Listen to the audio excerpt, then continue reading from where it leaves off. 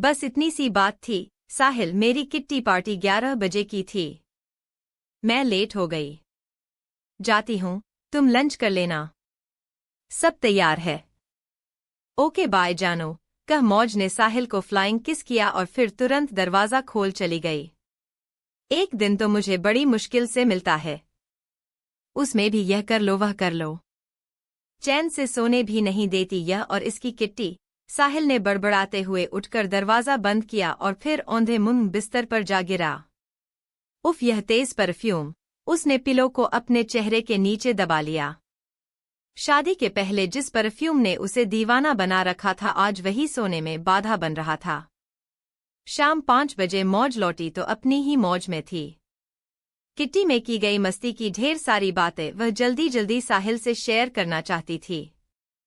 अरे सुनो न साहिल, तरह तरह के फ्लेवर्ड ड्रिंक पीकर आई हूं वहां से।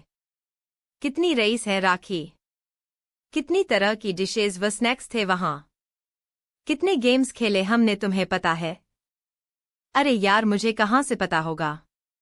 तुम भी कमाल करती हो। साहिल ने चुटकी ली। हम सब ने रैंप वॉक भी किया। मेरी स्टाइलिंग को बेस्ट प्राइज मिला। अच्छा, उनके घर में रैंप भी बना हुआ है? वह मुस्कराया। घर में कहाँ थी पार्टी? इंटरनेशनल क्लब में थी। अरे तो इतनी दूर गाड़ी लेकर गई थी? नहीं तो चलानी सीखी है। कहीं ठोंक आती तो? माय डियर, अपनी गाड़ी से मैं सिर्फ राखी के घर तक ही गई थी। वहां से सब उनकी ऑडी में गए थे। क्या गाड़ी है? मजा आ गया। काश हम भी ऑडी ले सकते तो क्या शान होती हमारी भी। पर तुम्हारी 40 से 50 हजार की सैलरी में कहाँ संभव है। मौज थोड़ी उदास हो गई। उधर साहिल थोड़ा आहत। मौज जब तब जाने अनजाने ऐसी बातों से साहिल का दिल दुखा दिया करती। वह हमेशा पैसों की चकाचौंध से बावली हो जाती है। साहिल यह अच्छी तरह जानने लगा था। कभी कभी वह कह भी देता है, तुम्हें शादी करने से पहले अपने पापा से मेरी सैलरी पूछ ली होती तो आज यह अफसोस न करना पड़ता। सॉरी साहिल, मेरा यह मतलब बिल्कुल नहीं था। तुम्हें तो मालूम ही है कि मैं हमेशा बिना सोचे समझे उल्टा सीधा बोल जाती हूँ। आगा पीछा कुछ नहीं सोचती हूँ। सॉरी साहिल, माफ कर दो, कह वह आंखों में आंसू भर कान पकड़कर उठक बैठक लगाने लगी तो साहिल को उसकी मासूमियत पर हंसी आ गई। बोला, अरे यार, रोना धोना बंद करो। तुम भी कमाल हो। दिल दिमाग से बच्ची ही हो अभी। जाओ अभी सपनों की दुनिया में थोड़ा आराम कर लो। मेरा मैच आने वाला है। शाम को ड्रैगन किंग में डिनर करने चलेंगे। सच? कह मौज ने आंसू पोंछ साहिल को अपनी बाहों में भर लिया। साहिल ने मौज को ड्रैगन किंग में डिनर खिला दिया, पर मन ही मन सोचने लगा कि हर तीसरे दिन इसी तरह चलता रहा तो उसके लिए हर महीने घर चलाना मुश्किल हो जाएगा। क्या करूं, किसी और तरीके से खुश भी तो नहीं होती। सिर्फ पैसा और कीमती चीजें ही उसे भाती हैं। साल भर भी तो नहीं हुआ शादी हुए। अकाउंट बैलेंस बढ़ने का नाम ही नहीं ले रहा। एक ड्रेस खरीद लेती तो उससे मैचिंग के झुमके, कंगन, सैंडल, जूतियां सभी कुछ चाहिए उसे, वरना उसकी सब सहेलियां मजाक बनाएंगी। भला ऐसी कैसी सहेलियां जो दोस्त का ही मजाक बनाएं? तो उनसे दोस्ती ही क्यों रखनी? कुछ समझ नहीं आता। इन औरतों का क्या दिमाग है। कामधाम कुछ नहीं, खाली पतियों के पैसों पर मौज मस्ती। वह कैसे मौज को समझाए कि उनके पति ऊंची नौकरी वाले या फिर बिजनेसमैन हैं। वह कैसे पीछा छुड़वाए मौज का इन गॉसिप वाली औरतों से। इसे भी बिगाड़ रही हैं। कुछ तो करना पड़ेगा। अरे साहिल, क्यों मुंह लटकाए बैठा है? अभी तो साल भर भी नहीं हुआ शादी को। घरा कभी। मौज को नीलम भी याद कर रही थी। कहकर मुस्कराते हुए उसका सीनियर अमन कैंटीन में साहिल की बगल में बैठ गया और फिर पूछा, कुछ ऑर्डर किया क्या? नहीं, बस किसी का फोन था।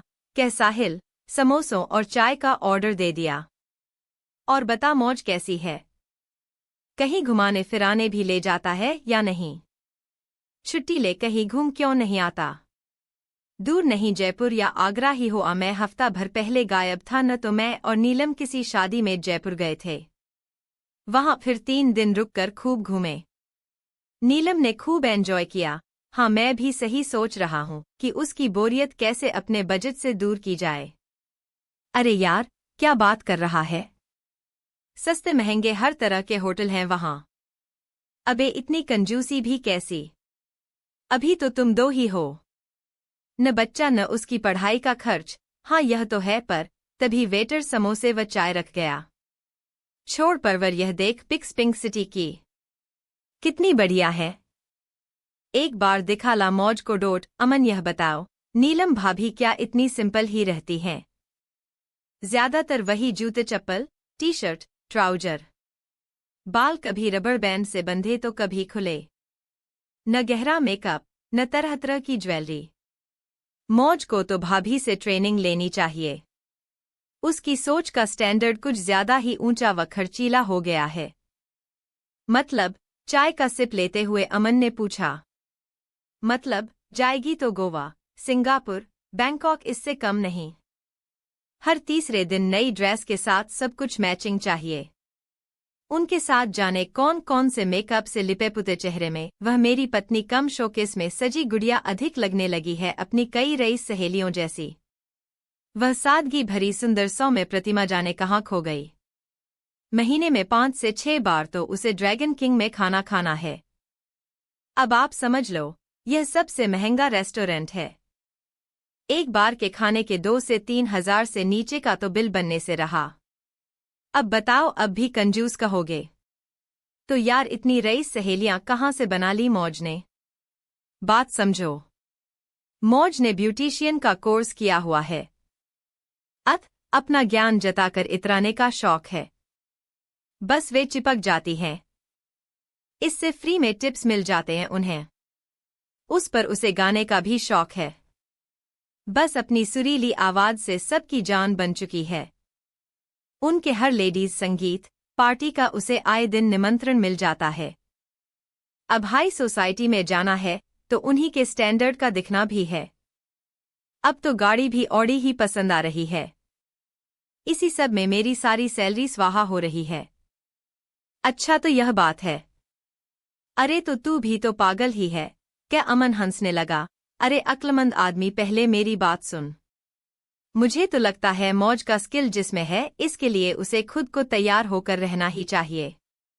दूसरा, मौज बाहर काम करना चाहती है। तूने काम करने को मना किया है क्या? नहीं, उसे बस शौक है, ऐसा ही लगता है।